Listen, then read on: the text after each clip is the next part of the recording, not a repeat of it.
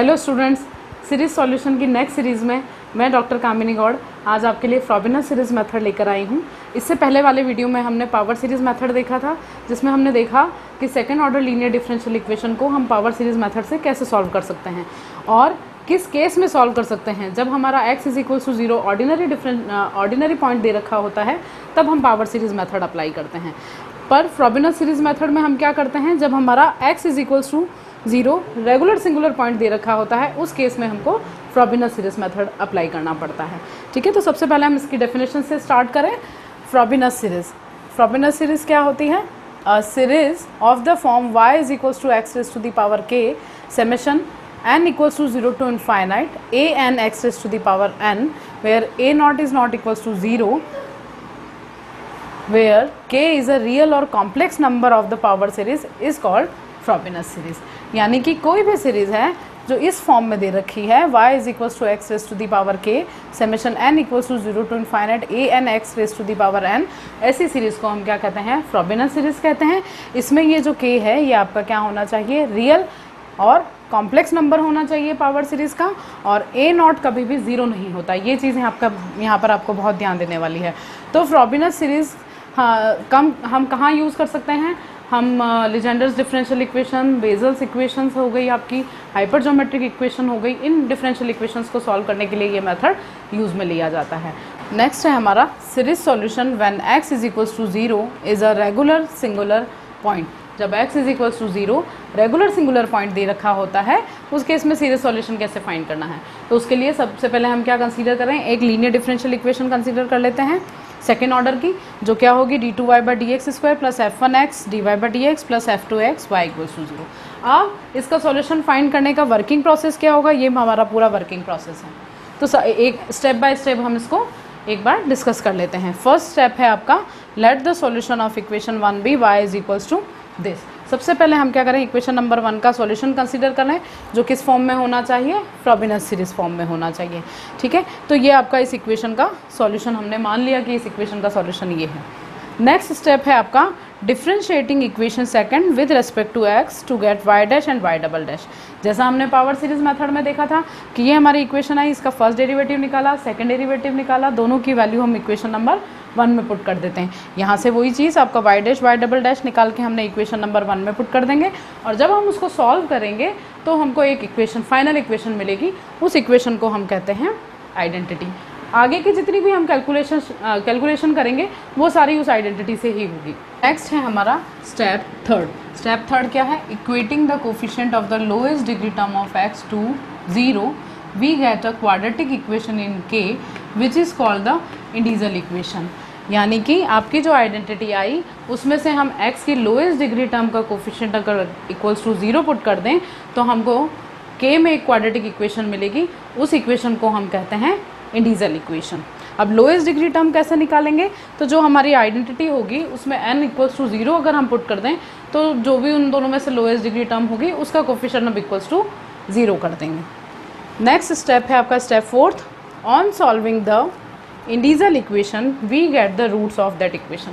ये most important step है आपका कि आपने इंडिजल इक्वेशन सॉल्व करी तो k की 2 वैल्यू आई, वो दोनों वैल्यू डिफरेंट भी हो सकती है, सेम भी हो सकती है, और भी कुछ इसके अंदर केसेस हैं, वो हम जब क्वेश्चंस करेंगे तब डिस्कस करेंगे। नेक्स्ट है आपका step 5th, equating the coefficient of the next lowest degree term of x to 0 we get coefficient a1। यानी हमने यहाँ पर k की वैल्यू निकाल ली, उसके बाद हमको क्या निकालना है? एक एक करके ये सारे कोफिशिएंट फाइंड करने हैं। तो सबसे पहले हम स्टार्ट करेंगे a1 से। a1 फाइंड करने के लिए आपको क्या करना पड़ेगा कि जो आपकी आइडेंटिटी आई है उसमें से next lowest degree term x की फाइंड कर देखनी पड़ेगी कौन सी है, और उसका कोफिशिएंट 0 करना पड़ेगा। तो उसके लिए हम क्या करेंगे? जैसे हमने n = 0 पुट किया था लोएस्ट डिग्री टर्म निकालने के लिए, वैसे ही आपकी आइडेंटिटी में n = 1 पुट अगर कर दें हम तो हमको क्या मिलेगी? नेक्स्ट लोएस्ट डिग्री टर्म मिलेगी, और उससे हम a1 फाइंड कर सकते हैं।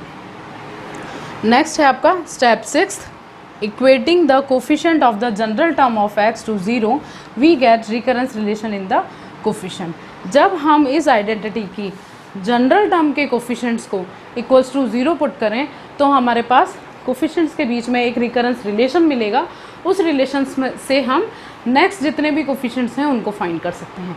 तो एक ही रिलेशन मिल जाए और उसी से सारे कोफिशिएंट फाइंड कर लें तो वो ज़्यादा ईजी रहता है। नेक्स्ट है आपका स्टेप 5th, जब हमारे पास स्टेप 7th, जब हमारे पास सारे कोफिशिएंट्स आ गए तो इन सारे कोफिशिएंट्स को हम इक्वेशन 2 में पुट कर दें तो हमारा दी हुई डिफरेंशियल इक्वेशन का सॉल्यूशन मिलेगा इन टर्म्स ऑफ के। यानी कि आपने सारी वैल्यूज़ आपने यहाँ पुट कर दी तो जनरल सॉल्यूशन तो आ जाएगा, पर वो जनरल सॉल्यूशन किस में आएगा, के में आएगा। और हमने यहाँ पर इंडिविजुअल इक्वेशन सॉल्व करके जो के 2 रूट्स निकाले थे उनको जब हम एक एक करके यहाँ पर पुट करेंगे तो हमारा रिक्वायर्ड सॉल्यूशन यहाँ पर आएगा। तो इस तरीके से हम फ्रॉबिनस मेथड से डिफरेंशियल इक्वेशन सॉल्व कर सकते हैं। इस एक एक करके हम इसके अब क्वेश्चन करते हैं।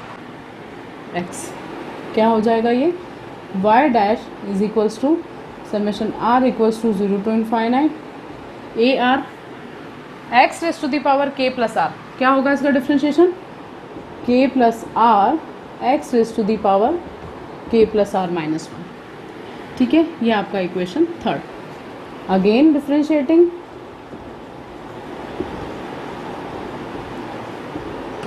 Equation 3rd with respect to x, y double dash is equals to summation r equals to 0 to infinite a r k plus r। ये सब कॉन्स्टेंट्स हैं।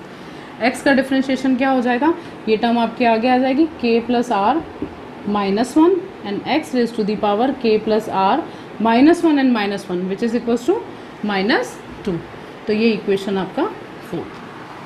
अब नेक्स्ट क्या करना है, y भी हमारे पास है, y डैश भी है, y डबल डैश भी है, तीनों वैल्यूज़ को इक्वेशन नंबर 1 में सब्सटीट्यूट कर दें। Using equation 2nd, 3rd and 4th in equation 1st। क्या है आपका equation 1st, x square y double dash क्या है आपके पास, summation r equals to 0 to infinite a r k plus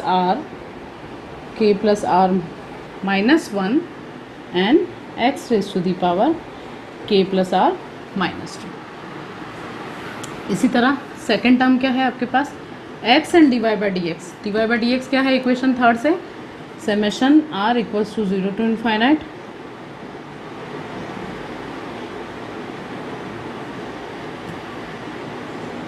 A r k plus r x raise to the power k plus r minus 1 and last term क्या है आपके पास, x square minus n square and y है आपके पास ये summation r equals to 0 to infinite a r x raise to the power k plus r equals to 0। हमने क्या किया, सिर्फ यहाँ पर y dash and Y double dash की वैल्यूज़ पुट कर दी। अब इसको सिंप्लीफाई करें, कैसे सिंप्लीफाई होगा, फर्स्ट टर्म को देखिए सबसे पहले, ये समेशन फॉर्म है आपका, ये पूरी कांस्टेंट टर्म है, यहाँ बाहर एक्स स्क्वायर से मल्टीप्लाई हो रखा है, ये x raise to the power k plus r minus 2 है, -2 और +2 आपका कैंसिल हो जाता है, तो आपके पास टर्म बनेगी summation r equals to 0 to infinite a r k plus r minus 1 and x raise to the power k plus r. इसी तरह सेकेंड टर्म ये वाली, यहाँ भी देखिए बाहर x से मल्टीप्लाई हो रखा है, तो इस x को जब आप अंदर मल्टीप्लाई करेंगे तो ये वापस किसका कोफिशिएंट बनेगा, x raise to the power k plus r का। तो summation r equals to 0 to infinite a r k plus r x raise to the power k plus r minus 1। इसी तरह थर्ड वाले में एक्स स्क्वायर से इस equation को multiply कर दें तो ये हो जाएगा summation a r x raise to the power k plus r plus 2 और लास्ट टर्म बनेगी माइनस एन स्क्वायर से इस इक्वेशन को मल्टीप्लाई करने पर minus summation a r x raise to the power k plus r minus n square and k plus r equals to 0। इसको हम simplify कर सकते हैं। देखिए यहाँ पर 3 term x raise to the power k plus r की form में है, 3 term x raise to the power k plus r की फॉर्म में। हमारा फर्स्ट एग्जांपल है solve the Bessel's equation of order n x square d two y by d x square plus x d y by d x plus x square minus n square y equals to 0। तो जो second order linear differential equation इस form में दे रखी होती है उसको हम कहते हैं Bessel's differential equation of order n. तो इस डिफरेंशियल इक्वेशन का हमको यहाँ पर सॉल्यूशन फाइंड करना है। उसका वर्किंग प्रोसेस अभी हमने देख ही लिया, तो हम स्टेप बाय स्टेप इसको सॉल्व करते हैं। तो सबसे पहली चीज़ हम इसका सॉल्यूशन कंसीडर करें। Late the solution of given differential equation is y is equals to x raised to the power k summation r equals to 0 to infinite a r x raised to the power r, और हम इसको लिख सकते हैं summation r equals to 0 to infinite a r x raised to the power k plus r, जहाँ पर a not is not equals to 0 है। ये आपका इक्वेशन नंबर सेकेंड। अब देखिए हमने जो वर्किंग प्रोसेस देखा था वहाँ पर हमने लिया था summation a n x raise to the power n. यहाँ पर हमने आर क्यों ले लिया? क्योंकि एन ऑलरेडी आपके क्वेश्चन में गिवन है। ठीक है, तो ये आपका इसका जनरल सॉल्यूशन हो गया। इसके बाद इसका फर्स्ट डेरिवेटिव फाइंड करना है, सेकंड डेरिवेटिव फाइंड करना है। तो differentiating equation second with respect to, आगे हम और कैसे सॉल्व कर सकते हैं? हम एक्स की जो लाइक टर्म्स हैं उनको सबको साथ में ले लें। एक्स की लाइक टर्म्स कितनी है हमारे पास? 1, 2 और 3। तीनों में से समेशन ए आर और x raise to the power k plus r हम कॉमन निकाल लें। तो summation r equals to 0 to infinite a r, and first term में देखिए ये वाली value k plus r and k plus r -1। इसी तरह सेकेंड टर्म में सिर्फ के प्लस आर बचता है आपके पास, k plus r, and last term में सिर्फ आपके पास -n², एंड बाहर आपका x raise to the power k plus r, और एक आपके पास ये टर्म बचती है x raise to the power k plus r plus 2 की फॉर्म में, यानी कि summation r equals to 0 to infinite a r x raise to the power k plus r plus 2 equals to 0। इसको और सिंप्लीफाई कर सकते हैं हम। अब देखिए इसको कैसे सिंप्लीफाई करेंगे। फर्स्ट एंड सेकंड टर्म में देखिए k प्लस आर है, इन दोनों में से k प्लस आर को अगर हम कॉमन निकाल लें तो हमारे पास क्या बचेगा? k plus r -1 and +1 which is equals to k plus r only. तो ये क्या हो जाएगा? k plus r whole square minus n² and x raise to the power k plus r plus summation r equals to 0 to infinite a r x raise to the power k plus r plus 2 equals to 0। ये आपकी equation number 5 which is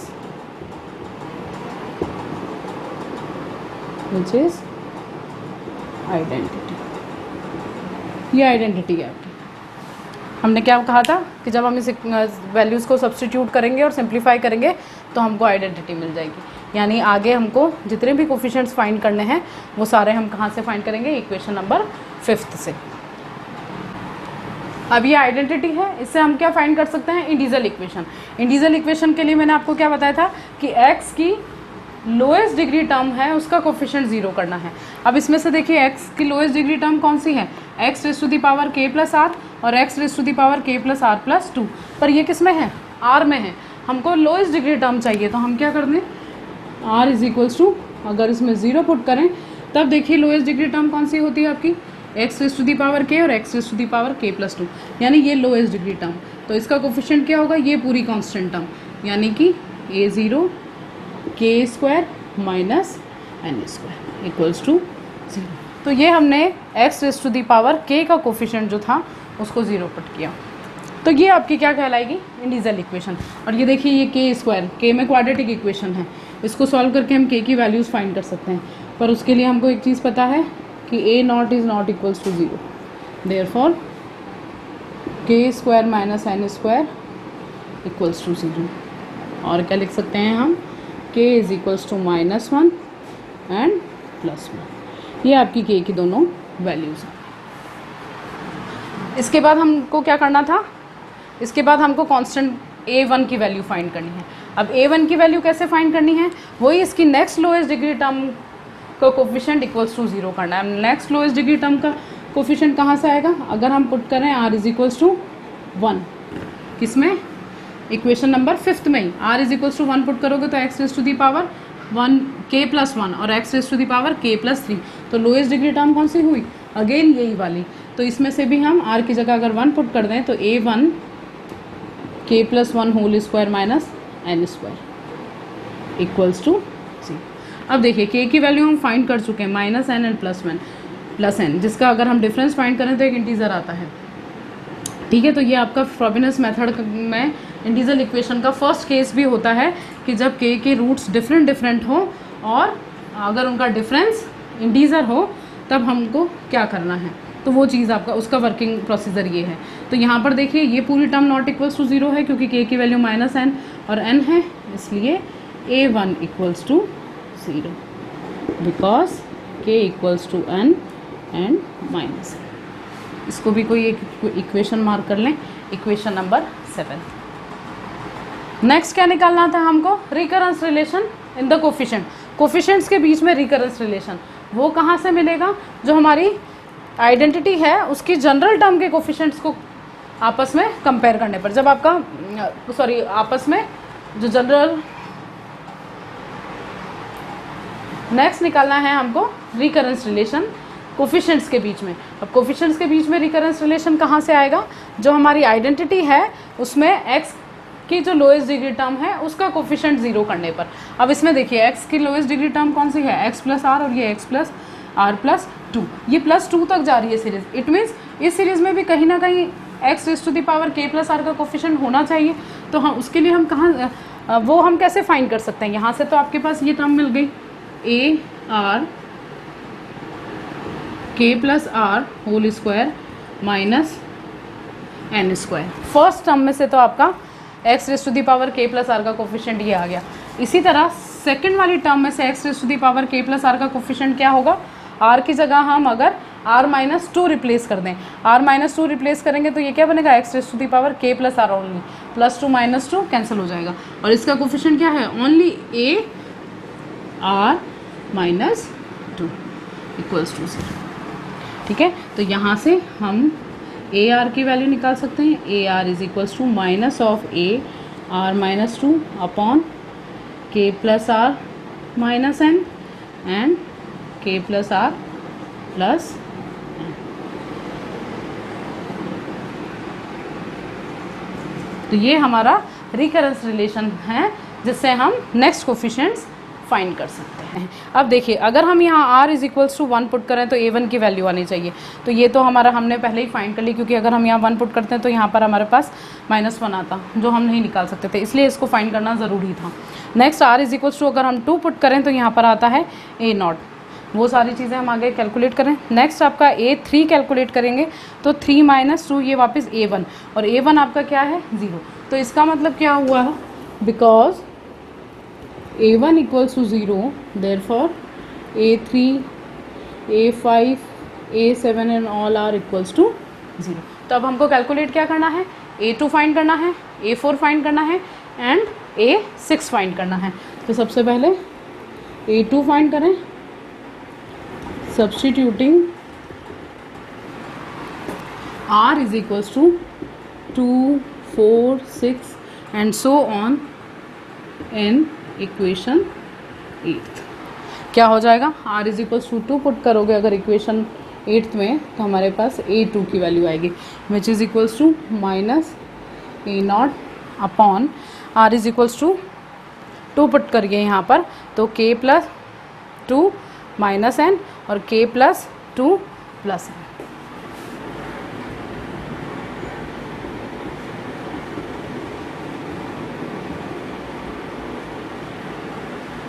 next इसी तरह r is equals to 4 put करें तो a4 is equals to -a2 upon k+4 -n and k+4 +n।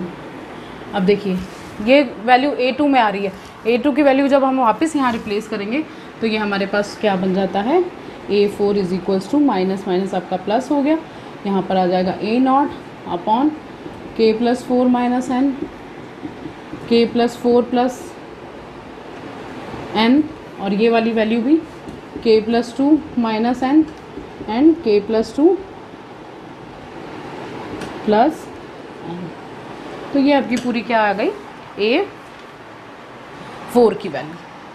ठीक है, तो इस तरीके से हम और भी वैल्यूज़ यहाँ पर फाइंड कर सकते हैं। फिर क्या करेंगे, substituting these values in equation second. ऐसे करके हम आगे और भी वैल्यूज़ निकाल सकते हैं। A6 भी फाइंड कर सकते हैं, A8 भी फाइंड कर सकते हैं, जो हमको अभी इतना करने की ज़रूरत नहीं है, A4 तक ठीक है। तो अब इक्वेशन नंबर सेकंड क्या था आपका, इक्वेशन सेकंड था y is equals to x raise to the power k summation r equals to 0 to infinite a r x raise to the power r, जिसको हम क्या लिख सकते हैं, एक्स के और a not A1x plus A2x square and so. यहाँ पर एक एक करके हम A1 A2 A3 सब की वैल्यूज़ पुट करते जाएं तो हमारे पास जनरल सॉल्यूशन आ जाएगा। y is equals to x raise to the power k a not, फिर आपका A1 इक्वेशन नंबर 7 से देखिए 0 है तो ये टर्म पूरी आपकी हट जाएगी। इसी तरह A2 है आपके पास minus a not upon k plus 2 minus n and k plus 2 plus n और एक्स स्क्वायर। इसी तरह नेक्स्ट टर्म क्या आएगी, A3 एक्स क्यूब, और A3 आपका फिर 0 है तो एक्स क्यूब की टर्म भी यहाँ पर कैंसिल हो जाएगी। नेक्स्ट आपका आता है A4 x raise to the power 4, और A4 आपके पास क्या है, a not upon k plus r minus n k plus four plus n k plus 2 minus n and k plus 2 plus and so on. इस तरीके से हमारे पास series मिलेगी और इसको हम कर सकते हैं इक्वेशन नंबर 9। अब देखिए सारे कोफिशिएंट्स की वैल्यू हमने इक्वेशन नंबर सेकंड में पुट करी तो हमको ये इक्वेशन नंबर 9 मिला, जो हमारे दी हुई इक्वेशन का सॉल्यूशन है। पर ये अभी कंप्लीट नहीं हुआ, क्यों नहीं हुआ, क्योंकि अभी तक हमने यहाँ पर k की वैल्यूज़ को रिप्लेस नहीं किया। जब तक हम k की वैल्यूज़ को रिप्लेस नहीं करेंगे हमको दो इंडिपेंडेंट सॉल्यूशंस नहीं मिलेंगे। उसके लिए हम यहाँ पर k की वैल्यूज़ रिप्लेस कर लें। k हमने निकाला था -n एंड +n। अब इसमें हम k की दोनों वैल्यूज़ पुट कर देते हैं। k की दोनों वैल्यूज़ क्या थी आपकी, n और -n। तो when k is equals to n, जब k is equals to n equation number 9 में पुट करेंगे तो हमारे पास क्या हो जाएगा, y इज इक्वल्स टू, एक और चीज़ देखिए यहाँ पर a नॉट हमारा कांस्टेंट टर्म है, इसको हम बाहर कॉमन निकाल सकते हैं। a not x raise to the power k था, वो हो जाएगा x raise to the power n 1 minus x square upon k की जगह n पुट करने पर यहाँ पर देखिए 2 बचेगा आपका, n से n कैंसिल, यहाँ पर 2 प्लस 2n, यानी उसको हम क्या लिख सकते हैं 4 1 प्लस n। इसी तरह नेक्स्ट टर्म में आपका यहाँ पर भी n से n कैंसिल, यहाँ n प्लस n 2n, यहाँ पर n से n कैंसिल, यहाँ n प्लस n 2n। तो टोटल इसको जब आप सॉल्व करोगे तो आएगा आपके पास 4 × 8 1 plus n and 2 plus n and so on. और इसको हम क्या लिख सकते हैं, इस कांस्टेंट को हम किसी और कांस्टेंट a से रिप्लेस कर सकते हैं, और ये पूरी एक इनफाइनाइट सीरीज़ है, इसको हम u भी लिख सकते हैं ताकि हमारा जनरल सॉल्यूशन लिखने में थोड़ा कंफर्टेबल रहे। फिर again k equals to -n, जब आप k की जगह -n पुट करोगे इक्वेशन नंबर 9 में, तब आपके पास इक्वेशन बनेगी y is equals to a not x is to the power -n 1 minus x square 4 1 minus n plus x is to the power 4 4 × 8 1 minus n and 2 minus n and so on. ये values अब यहाँ put करके देखिएगा आपके पास ये वाली terms मिलती हैं। ठीक है, तो यहाँ पर इस कांस्टेंट को हम लिख सकते हैं, किसी और कांस्टेंट से रिप्लेस कर सकते हैं, और इस पूरी सीरीज़ को किसी और इंडिपेंडेंट सीरीज़ v से रिप्लेस कर सकते हैं। तो ये आपका इक्वेशन नंबर 10 हो गया, ये आपका equation number 1। Therefore the required solution of the given equation is y is equals to au plus bv, where a and b are arbitrary constants and U and V are independent series. U और V दोनों independent series हैं क्योंकि दोनों different series हैं। तो ये आपका Bessel's equation का जनरल सॉल्यूशन आया है जो दो इंडिपेंडेंट सीरीज़ की फॉर्म में है। तो इस तरीके से हम और भी डिफरेंशियल इक्वेशंस फ्रेबनियस मेथड से सॉल्व कर सकते हैं। अगर आपको मेरा वीडियो पसंद आया हो तो प्लीज़ लाइक करिए, कमेंट करिए, सब्सक्राइब करिए, और कोई भी डाउट है और कोई भी क्वेरीज़ हैं तो वो भी आप कमेंट बॉक्स में लिख सकते हैं। Thank you.